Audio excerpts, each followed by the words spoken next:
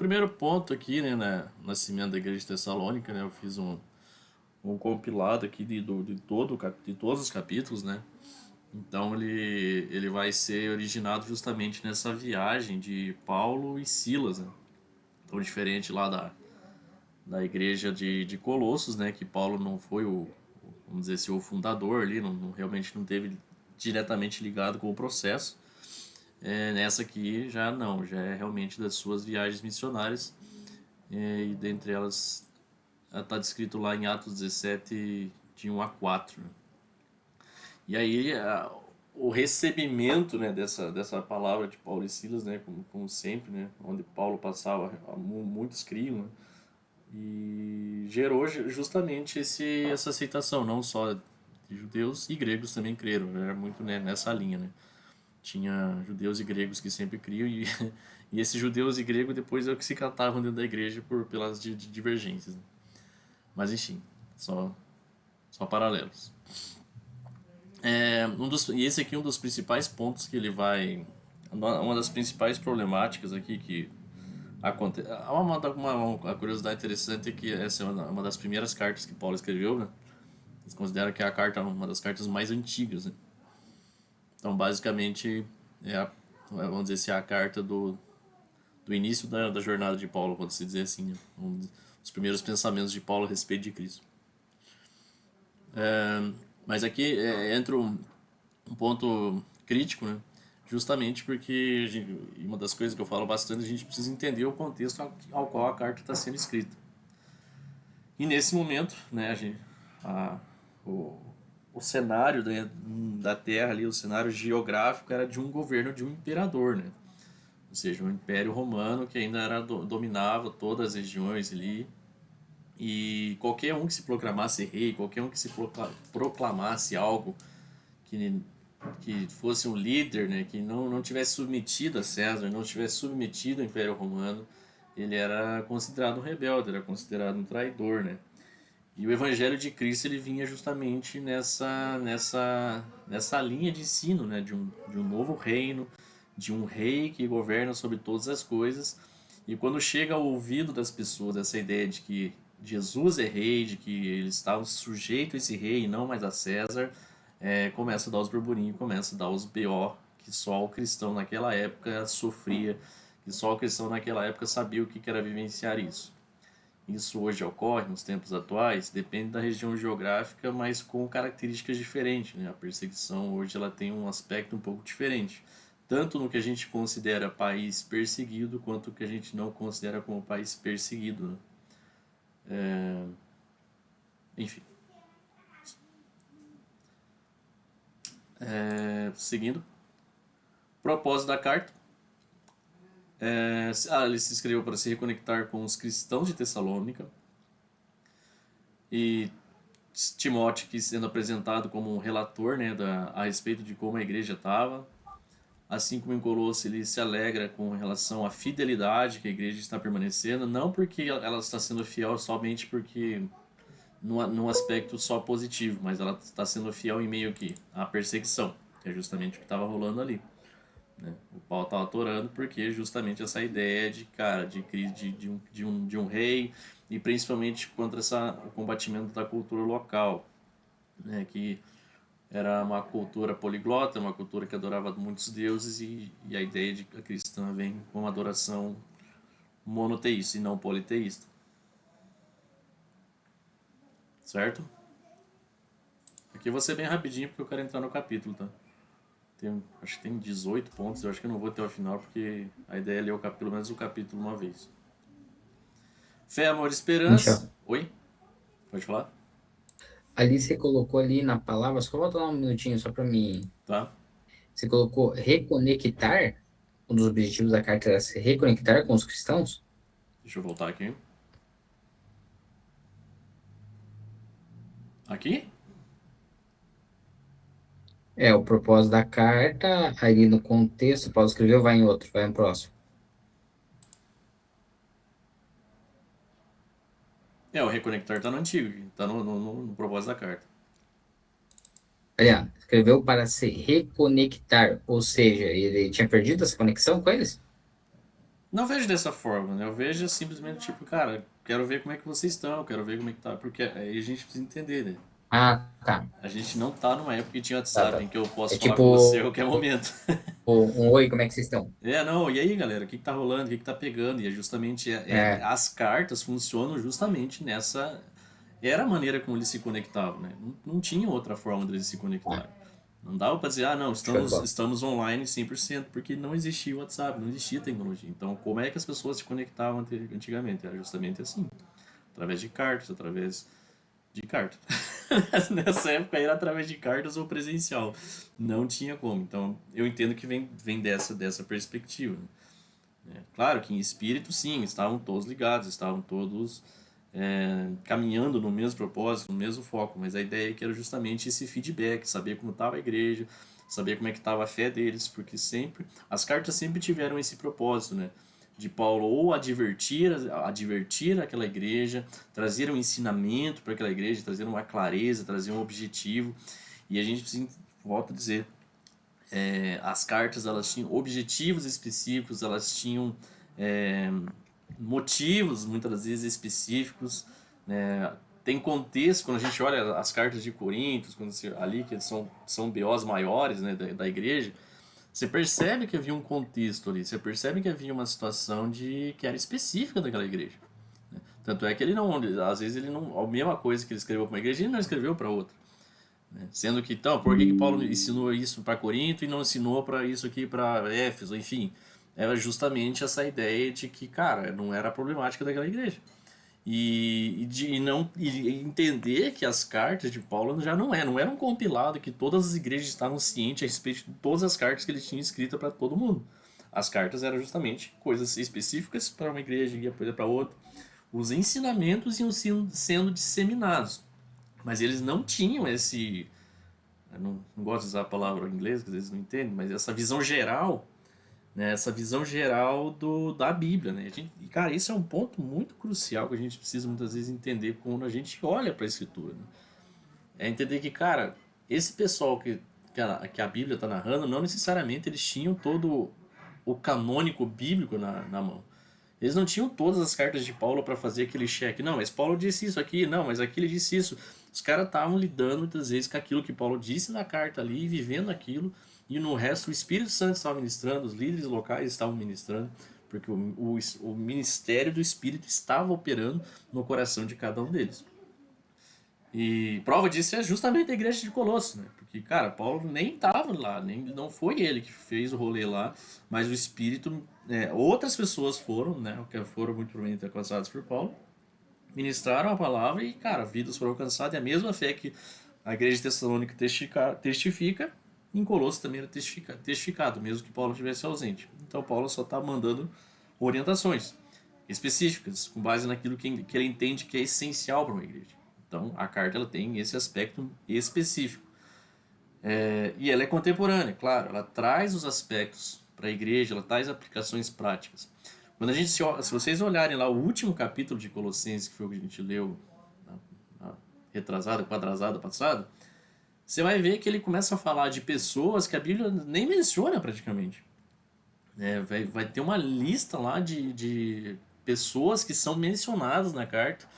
E parece que a menção que ele está fazendo não é uma menção do tipo, nossa, para eles assim, como se fosse algo que eles não soubessem, mas ele nem entra em detalhes a respeito do que ele está falando, porque já é de comum entendimento daquela igreja, quem são aquelas pessoas, o que elas fazem, qual que é o impacto, enfim. Então a carta ela está bem sucinta porque existe um contexto, existe uma história por trás daquilo que foi dito na sua simplicidade, que a gente muitas vezes não tem o acesso, não tem o entendimento e não tem a clareza do que era aquilo lá, porque também não convém, talvez. Enfim, ou aí são mistérios que nós não entendemos. Mas o fato é que aquilo que é essencial está escrito e aquilo que é essencial está nos revelado para que vivamos segundo o que Cristo deseja. Mas dentro do aspecto historicista, não sei se é uma palavra historicista, eu acho que é ruim, mas daquilo que a carta passa, do que muitas vezes alguns aspectos talvez a gente, pô, mas o que isso quer dizer? E a maneira como a gente interpreta isso precisa ser o olhar de tudo isso que eu falei, né? A respeito da entender a região, entender o momento, entender o que eles estão passando, Né? Entender que Paulo está resolvendo alguns problemas da igreja que ele identifica como um problema e às vezes a gente olha e fala, mas por que ele escreveu isso? E às vezes é por isso. Ficou claro? Eu falei demais. Sim, ficou. Obrigado. Tá. Então, fé, amor e esperança, a gente já encontra esse termo, né? Agora não me recordo o texto, mas eu acho que é Romanos? Vocês que são melhor de Bíblia aí. Exatamente. Não, é Coríntios 13, né? Coríntios 13 que fala sobre o amor. Acho que é Coríntios 13, tá falando sobre o amor, né? Que ele vai falar que fé, amor e esperança, mas dentre eles o amor é o que é mais que prevalece sobre eles. Mas beleza? É que ele tá justamente falando, né, sobre esse aspecto. E ele está falando justamente que Paulo agradece a fé atuante pelo amor dedicado pela esperança perseverante. Então ele está falando de três aspectos: uma fé que atua, uma fé que atua e é manifesta num amor de obras e é perseverante numa esperança de Cristo. Porque essa palavra, essa carta de Tessalonicenses também vai falar a respeito de aspectos apocalípticos, a respeito de aspectos da volta de Cristo. Então, é entender que a caminhada cristã, e eu falei isso que eu comentei lá em Tito, né, ela tem esse arpejo das suas características. A caminhada cristã ela vai ter fé, né, que é um firme fundamento, é algo que não tem como você ir para um segundo estágio sem esse estágio estar completo na sua vida. Sem fé não tem como agradar a Deus. Então, aquele que tem fé, aquele que caminha em fé, com certeza vai caminhar em amor, praticando obras e com certeza estará com a esperança, né, na esperança em Cristo, na esperança daquilo que vai da sua volta, da manifestação do seu poder e da sua vinda gloriosa na terra. Testemunha a fidelidade da igreja se tornou conhecida em outras regiões. Então ele vai falar justamente desse aspecto que a fidelidade dessa igreja está se tornando um exemplo para outros cristãos, né? E aí volta a dizer, né? Não é uma fidelidade apenas na boa prática, mas é uma boa prática condicionada à perseguição, condicionada realmente uma pressão contrária do mundo sobre eles, certo? Ok. Conversão ao Deus verdadeiro. Então aqui ele está falando justamente daquela que eu comentei com vocês, né? Eles eram justamente muito politeístas ali na região que eles estavam. Decidir a servir o Deus vivo e verdadeiro é uma mensagem escandalosa quando você fala isso num lugar que existe muitos deuses. E aí justamente é o que ele está falando ali. O custo disso é exatamente isolamento e oposição e sofrimento. A gente vai encontrar isso no 9. Eles abandonaram os ídolos para servir o Deus vivo e verdadeiro. Passaram a esperar nos céus o Filho de Deus, citado dentre os mortos. Vamos ver que aqui já foi pro 2. E aqui ele vai falar vai começar, no 2 ele já vai começar a falar sobre liderança. Mas vamos ler o capítulo 1, agora que a gente teve esse overview a respeito de como que é a carta. Tá aparecendo a tela ou tá aparecendo um negocinho? Deixa eu ver aqui. Eu vou compartilhar direito aqui. Acho que não tá. Aparecendo a liderança marcada pelo amor. Então deixa eu compartilhar o texto.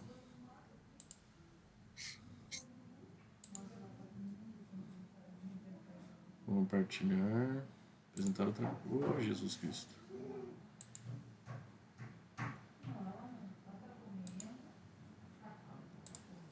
Aqui. Beleza. Então seguimos. E aí que eu já entro no ponto de quem é Silvano. Alguém sabe dizer quem é Silvano, pelo amor de Deus? Paulo, Silvano e Timóteo, a igreja dos Tessalonicenses. O cara nem apresenta o Silvano como se a gente soubesse diante de mão quem era o Silvano. E Deus Pai, nosso Senhor Jesus Cristo, que a graça e a paz estejam com vocês. Sempre dando uma ação de graça por todos vocês, fazendo menção de vocês em nossas orações e sem cessar, lembrando-nos diante do nosso Deus e Pai, da operosidade da fé que vocês têm, da dedicação, do amor de vocês e da firmeza da esperança que tem em nosso Senhor Jesus Cristo. Sabemos, irmãos amados, porque Deus que os escolheu porque o nosso evangelho não chegou a vocês somente em palavra, mas em poder no Espírito e pela plena convicção. E em plena convicção. E vocês sabem muito bem qual foi o nosso modo de agir entre vocês, para o próprio bem de vocês, e vocês se tornaram para o próprio bem de vocês. Nossa, estou lendo igual um narrador. Nosso modo de, entre vocês, para o próprio bem de vocês. Ponto. A vocês se tornaram oh meu Deus, e vocês se tornaram nossos imitadores e do Senhor, recebendo a palavra com alegria que vem do Espírito Santo, apesar de muitos sofrimentos. Assim vocês se tornaram modelo para todos os crentes da Macedônia e na Acaia.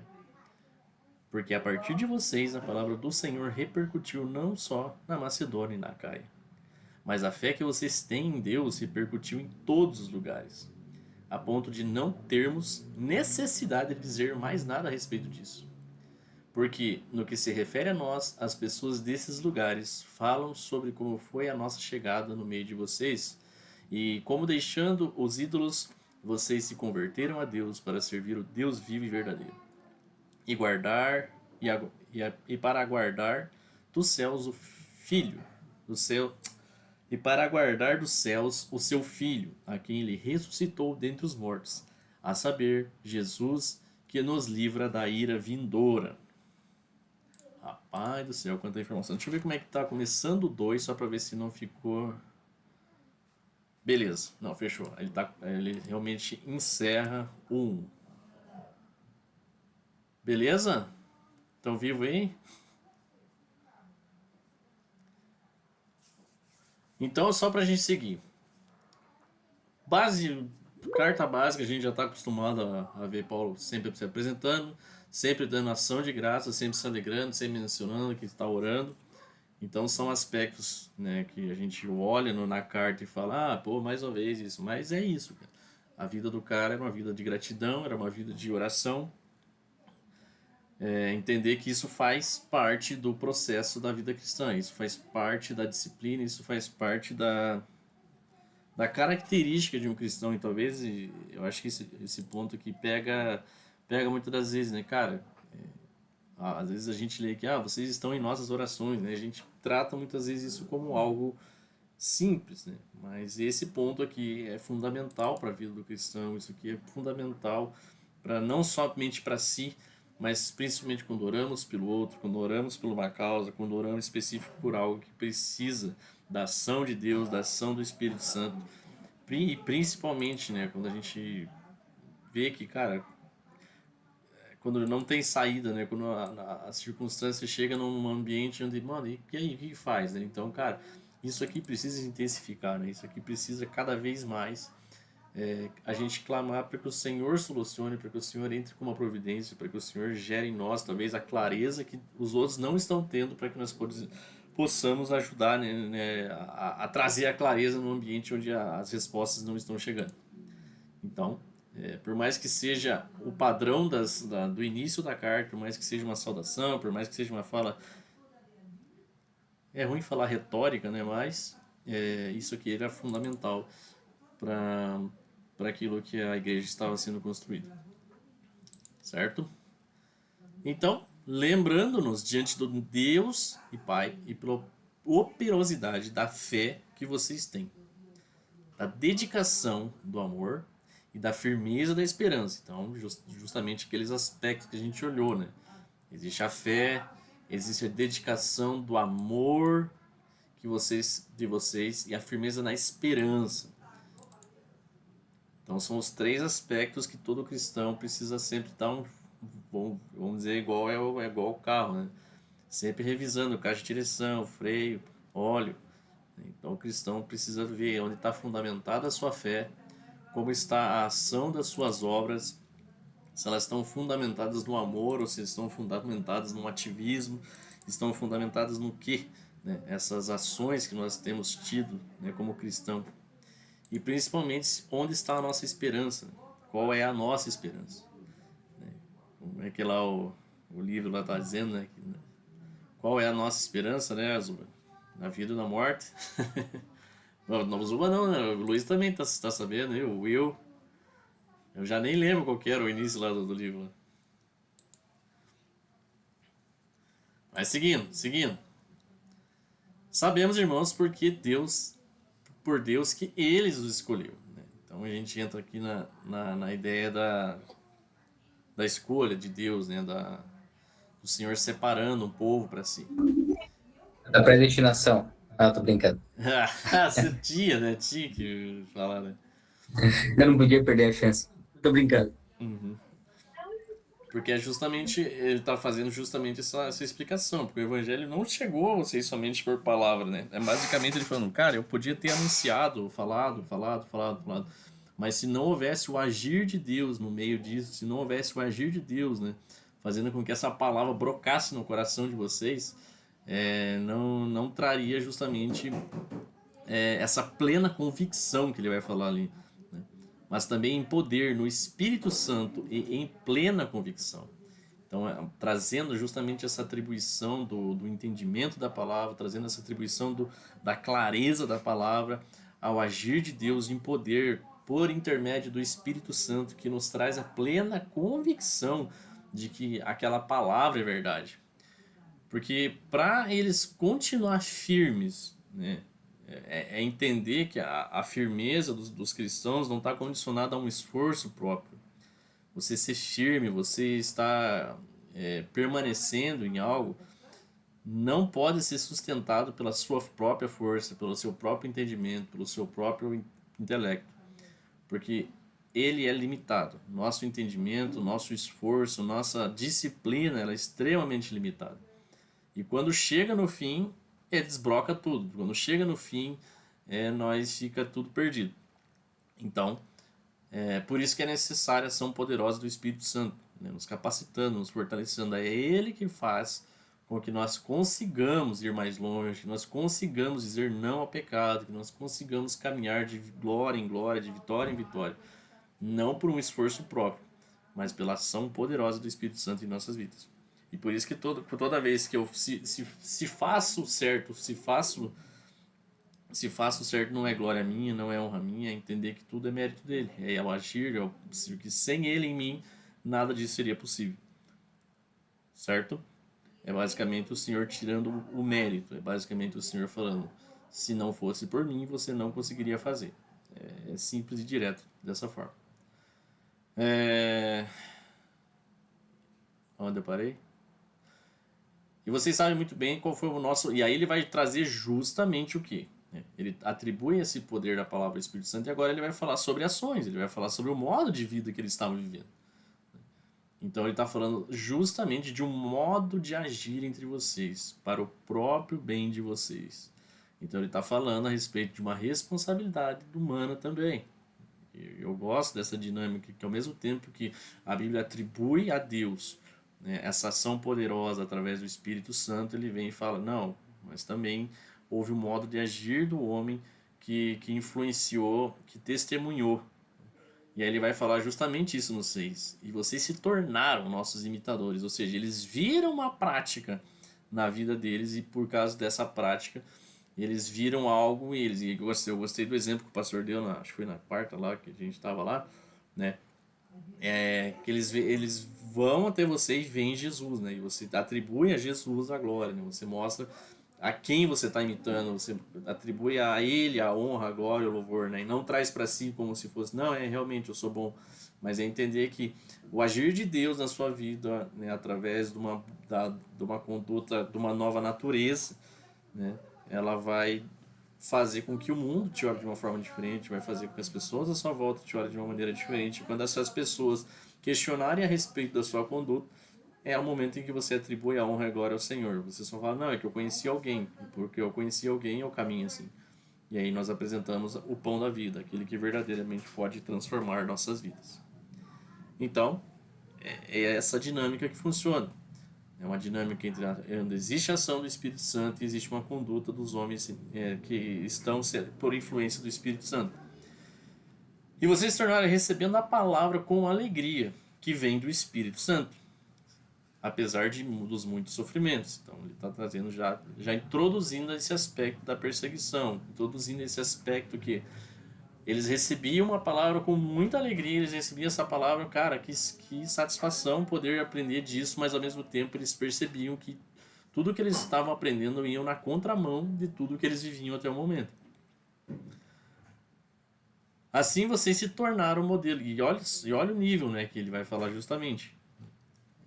A influência de Paulo e Silas ali sobre aquela igreja, a influência do Espírito Santo, da palavra, naquelas pessoas, gerou cristãos a ponto de Paulo afirmar isso, que eles se tornaram modelo, né? Como gerar discípulos modelos, né, realmente de Cristo, né? Não modelos meus, não modelos que imprimem a minha pecaminosidade, né? Mas eu viver de forma que as pessoas que estejam à minha volta sejam modelos de Cristo e que eles não somente vivam para si mesmos, mas eles são modelos de crentes para quem?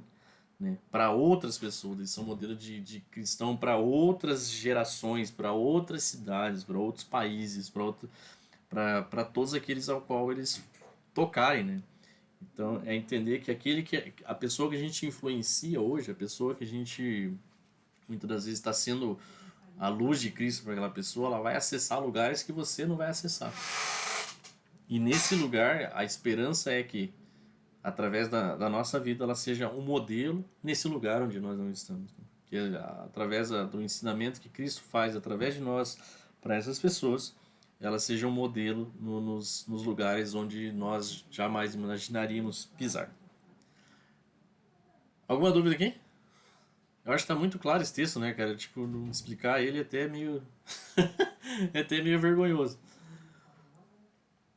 Ei, Michel, tá, Oi? tá bem claro, cara, mas é muito profundo tudo isso aí que você está lendo, né, cara? Uhum. Cada versículo ali, porque se você for ver tudo que a gente tem conversado lá no discipulado, é tudo isso aí, cara. Você viu que só leu aqui o que foi 7 capítulos, mas olha a profundeza disso, né? Exatamente. Sobre, cara, ser influência, né? Tipo assim, você, através de você, assim, né? Você refletir a Cristo, né? Tipo ali, passar a firmeza na esperança, né, cara? Então, tipo, é legal assim que você fala, você acabou de falar assim, não tem nem o que explicar. Cara, tem sim, porque nós estamos meditando, cara. À medida que você fala, cara, Uhum. a gente vai meditando e vai entrando, né? Paulo mesmo fala assim que ele não se cansa de repetir, né? Uhum. Repetir a mesma coisa para que isso vire uma verdade dentro da gente, né? Sim. Então, mas é isso mesmo, cara. É o mais do mesmo que nos fortalece, né, cara? É o arroz e Cara, feijão, né, e cara? é exatamente isso aí que eu ia falar, cara. É o arroz e feijão, cara. Não tenho o que inventar, mas isso daí tem que ser aquele arroz e feijão que a gente conhece, né? É. Que a gente sabe, que a gente sabe o sabor exatamente, né? Aham. Senão fica mal acostumado, né? Começa a comer umas comidas diferentes e já se esquece, né? E, na real é um arroz e feijão que não se enjoa, né? É, cara. Exatamente. Mas beleza. Cara, Sim. ótimo, ótimo esse feedback, ótimo ter esse retorno, porque às vezes eu fico falando, cara, pra você, será que eu não tô sendo meio. tipo, né? Tá escrito, né? Eu tô só realmente comentando a respeito de algo que eu não consigo nem fugir muito disso aí. Não dá nem pra fazer uma heresia aqui, eu acho. É, mas é justamente essa ideia. Eu acho que e esse aspecto, né, faz a gente, cara, se responsabilizar, né, com a forma como a gente está conduzindo a vida que o Senhor nos deu, né? Eu tenho tentado buscar muitas vezes a forma como eu falo, que às vezes é o costume, né? Falar a minha vida, as minhas coisas, mas, cara, é a vida que Deus nos deu, né, cara? É entender como eu estou administrando a vida que o Senhor nos deu gratuitamente para que fôssemos livres e como ela tem testificado aos outros, como ela tem sido manifesta na onde eu estou. E a gente não pode também, e longe disso, de querer colocar uma faca no pescoço e falar, eu estou sendo um cristão mau, eu não estou correspondendo às expectativas de Cristo, porque muitas das vezes a gente vai para esse lugar também extremista, de, eu sou culpado, realmente eu não tenho feito nada por Jesus. E a ideia não é jogar na gente no lugar de acusação, porque o lugar de acusação é um lugar totalmente errado. Mas é justamente um lugar de, cara, de reflexão. Né? É um lugar de incômodo em partes, porque eu comentei do Apocalipse lá a respeito de como a ação da palavra precisa agir nas nossas vidas, né? E ele fala lá sobre o livrinho que o João comeu e na boca era doce, mas no estômago era amargo, né? Que é justamente esse entendimento que a palavra de Deus sendo falada nos lábios, sendo ministrada aqui na segunda-feira, cara, ela é doce, é maravilhoso falar da palavra, a gente está comentando, compartilhando. Mas essa palavra precisa descer em nosso estômago justamente de gerar, cara, realmente isso aqui precisa gerar transformação em mim, isso aqui precisa se tornar uma verdade, uma plena convicção. Porque, porque cara, basicamente, né, nós vivemos em um ambiente muito tranquilo, né? Nós vivemos em um lugar, mano, onde não tem perseguição nenhuma, cara, né? As pessoas não perseguem. Não existe alguém dizendo, não, você não pode ser cristão, você não pode se comportar dessa maneira. Cara, por mais que exista aí os BO de politicagem e tal, cara, nem de perto se compara, né, a uma verdadeira perseguição, onde justamente você vai ser caçado, você vai ser preso, você vai ser hostilizado, né, por causa da conduta, por causa da fé que você crê. Diferente, né, desse pessoal que realmente eles estavam passando esse aperto, eles realmente estavam passando essa dificuldade. Por quê? Por crerem em Jesus, cara. Por crerem que a nova natureza de Jesus era a natureza que eles viveriam daqui para frente, não a velha natureza, que era a caída, que era a natureza que cria nas ideologias romanas, nas ideologias ali culturais. Então, essa ir na contramão em um ambiente que tá todo mundo indo numa mão só e, cara, a hostilização, o ambiente é totalmente diferente. Se você quiser ir no mercado hoje sendo crente, você vai. Agora pare pra pensar esse cara indo no mercado na época dele ali, né? Ele comprava, tinha que comprar na feira ali, talvez onde o cara que era, adorava outro Deus já não via ele mais no culto. Ah, por que você não vai no culto? Agora você só anda com aqueles cristãos, você só anda com aqueles caras lá que falam que o meu Deus não é verdadeiro, né? Então, um exemplo, pelo amor de Deus. Mas é entender que essa dinâmica, essa dinâmica da vivência talvez passa desapercebido para nós, né? De entender que, cara, a gente é muito livre, a gente tem muita liberdade, né, para manifestar Cristo e não necessariamente ficar lá falando de Jesus, falando, mas de justamente ter uma conduta diferente da do mundo, né? De ter um posicionamento, né, um coração diferente do que as pessoas vivem. Mas beleza, seguindo. Então ele vai falar justamente dessa ideia de modelo, tornar o modelo para todos os crentes na Macedônia e na Caia. Ó, é engraçado, né? Porque agora tô analisando aqui, né? Ele está falando que se tornou um modelo para todos os crentes, né? Ou seja, eles se tornaram uma referência para as igrejas, eles se tornaram uma referência não só para aqueles que não criam em Jesus, mas para crentes. Pessoas que olharam a fé dessa galera e falaram, cara, esses realmente são homens de fé. Né? A gente trazer para o nosso contexto é mais ou menos quando a gente olha para esses missionários dos países perseguidos. Quando eu ouço, tanto é que nesses dias eu tava muito ansioso, cara, para achar uma pregação do Lucim, muito antiga, que ele fala sobre alguns mártires da fé que não foram os mártires da Bíblia, mas foram pessoas que morreram, enfim. E pensando, né, cara, como é medíocre o nosso evangelho, cara. Como é medíocre, cara. E eu estava compartilhando a palavra com um amigo meu a respeito, né, de perseguição. Ele estava falando do Apocalipse, eu vou até sair fora aqui. Eu tava falando do Apocalipse e tal, e eu falando com ele assim, cara, porque o anticristo vai vir, vai perseguir os cristãos, vai ser um sistema. E eu falando aquilo no meu coração queimava do tipo, cara, a gente não vive um terço de nada de perseguição, nada de perseguição. E o nosso evangelho é medíocre, cara. Agora a gente olha, cara, o pessoal lá na Turquia, lá no Oriente Médio, mano. Cara, os caras podiam simplesmente vazar daqueles países, simplesmente, não, eu vou embora, mano. Pra que eu vou ficar anunciando Jesus aqui, cara? Os caras vão me matar, mano. Os caras estão lá crendo, mano, que o evangelho pode alcançar aquelas vidas, que o evangelho pode realmente gerar transformação. Né? Eles não estão preocupados se as pessoas estão falando mal deles, eles não estão preocupados se a igreja não tem um telão de LED, eles não estão preocupados se a igreja tem som ou não tem, cara. Eles só estão preocupados na fé, no amor e na esperança de saber que Cristo pode alcançar mais vidas, de que Cristo pode ser revelado a mais vidas através da vivência e do testemunho daquelas pessoas ali. Então, cara, quando eu olho para essas pessoas e quando eu olho para o Evangelho, que muitas das vezes eu vejo começando em mim, né? Em muitos aspectos, eu falo, cara, eu tenho vergonha, né? Eu tenho vergonha do cristão que eu sou. Eu tenho vergonha da forma como eu vivo a graça de Deus na minha vida, porque é justamente um. Cara, é sem vergonha. Não tem de palavra melhor para expressar o quão sem vergonha é comparado a pessoas que realmente estão expostas ao risco, estão expostas à morte de verdade, né, cara?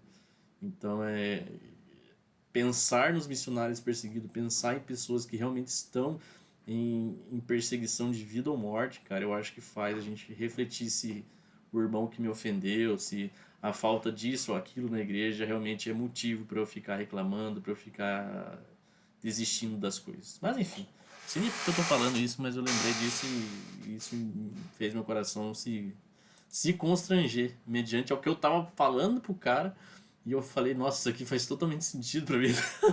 Então, enfim, é a Shuriken, né, cara? Vai e volta. Porque a partir de vocês a palavra do Senhor não se repercutiu na Macedônia e na Caia, mas a fé que vocês têm em Deus repercutiu em todos os lugares, a ponto de não termos a necessidade de dizer mais nada a respeito disso. Então, cara, além dele falar que eles são modelo, ele tá falando, cara, o que vocês fizeram foi um serviço para nós, né? Porque tá sendo manifesto em vários lugares de uma maneira que ninguém questiona, né? O caráter, que ninguém questiona aquilo que Paulo ensinou. Por quê? Porque é tão prático, é tão vivo que as pessoas falam, não, isso aqui é uma verdade, isso aqui é prático, isso é Deus, isso é completamente maravilhoso. Diferente de algumas pessoas, diferente de alguns ambientes que fazem um desserviço ao que Deus ensina, que faz um desserviço, né, ao que os missionários estão tá sendo feito, porque justamente vai trazer esse aspecto de ensinos errados, de modo de viver totalmente torto, que faz questionar se realmente esse cara é um cristão ou não é. E esse desserviço é mais difícil às vezes de reparar do que se não tivesse serviço nenhum, né?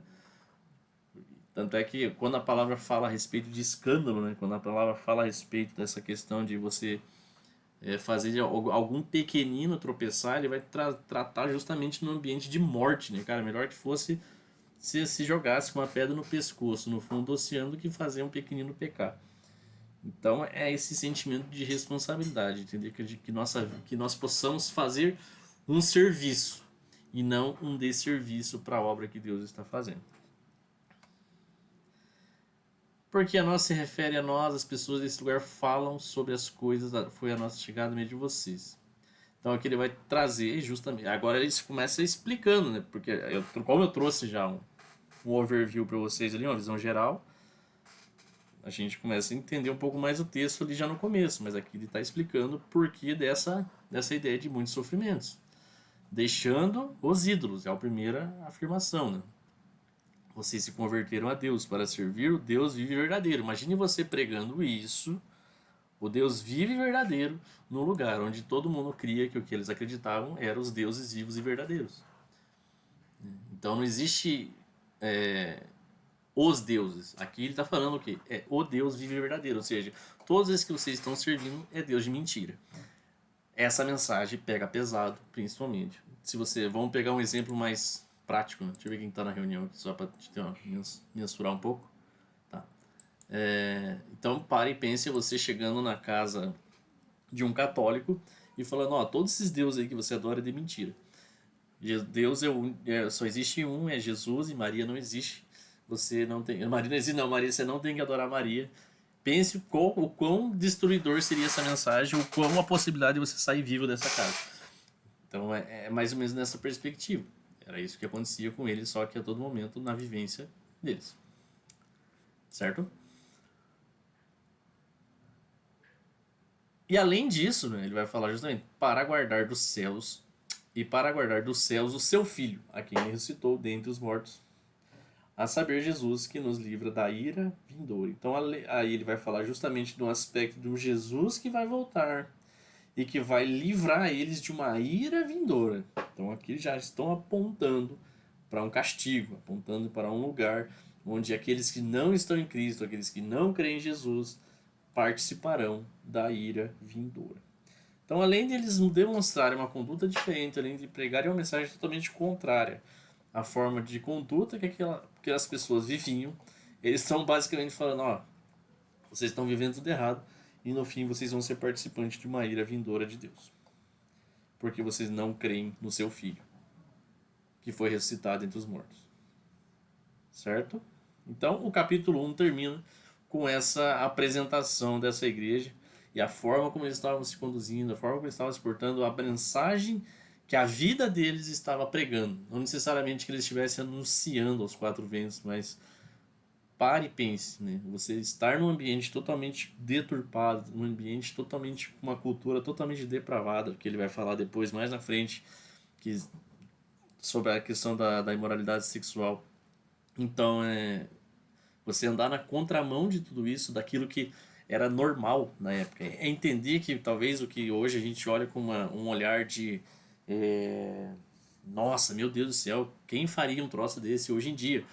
Para eles era como ir comprar pão no mercado, para eles era como fazer isso na hora do almoço, entendeu? Não existia escândalo, porque para uma sociedade com uma cultura deturpada, com uma cultura depravada, como existia naquela época, não era, tá, não, tudo bem, tá pegando a irmã, ele tá fazendo esse rolê ali, traindo a mulher dele. Cara, eram coisas que eram muito comuns para eles, para a sociedade que eles viviam. Então, talvez quando a gente olha os pecados, né, descritos na palavra, com a cultura ao qual nós estamos inseridos, talvez não pareça escandaloso. Né? Talvez, poxa, mas como que isso era um problema na igreja? Como isso era uma problemática que Paulo precisou corrigir, né? Porque aos nossos olhos isso parece tão simples, né? Mas é por causa desse olhar cultural contemporâneo e não local do tempo que vivia.